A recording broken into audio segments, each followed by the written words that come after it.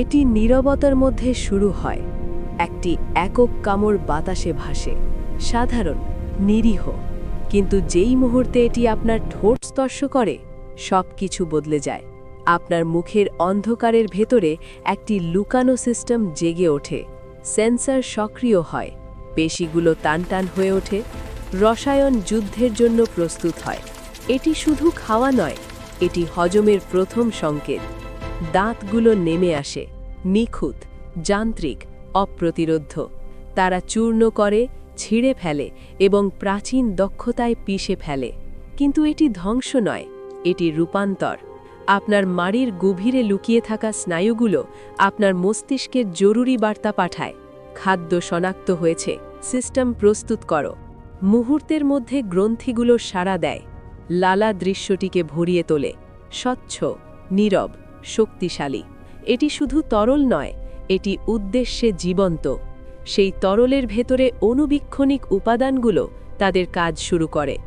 Enzyme ক্ষুদ্র যন্ত্র খাদ্যের সাথে যুক্ত হয়, এটিকে ভেঙে ফেলে, পুনর্গঠন করে, শক্তি উন্মুক্ত করে। অ্যামাইলেজ প্রথম আঘাত হানে, একটি নীরব সূচনাকারী।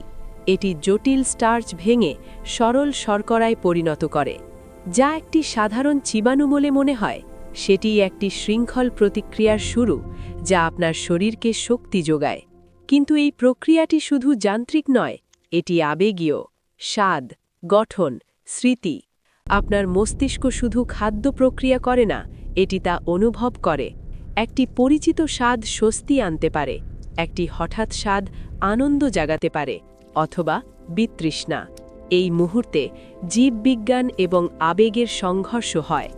জীবটি নিখুঁতভাবে নড়াচড়া করে চিবানো খাদ্যকে একটি একক সত্তায়, একটি বলাসে রূপান্তর করে। এটি নরম, নিয়ন্ত্রিত, প্রস্তুত। পেশিগুলো নিখুঁত সময়ে সমন্বয় করে এটিকে গলার দিকে পরিচালিত করে। নিচের দিকে যাত্রা শুরু হতে যাচ্ছে, কিন্তু সব কিছু নির্ভর করছে এখানে যা ঘটেছে তার ওপর। কারণ যদি মুখ ব্যর্থ হয়, পুরো সিস্টেম সংগ্রাম করে। আমরা প্রায়ই ভাবি হজম পাকস্থলিতে শুরু হয়, কিন্তু এটি একটি বিভ্রান্তি। প্রকৃত শুরু, গুরুত্বপূর্ণ প্রথম ধাপ এখানে ঘটে, মুখের ছায়ায়, যেখানে দাঁত, লালা, এনজাইম এবং আবেগ একত্রিত হয়ে খাদ্যকে জীবনে রূপান্তর করে। আপনি যে প্রত্যেকটি কামড় নেন তা একটি খাদ্যের শুরু নয়, একটি জীবন্ত সিস্টেমের সূচনা, যা আপনি গেলার অনেক আগেই শুরু হয়।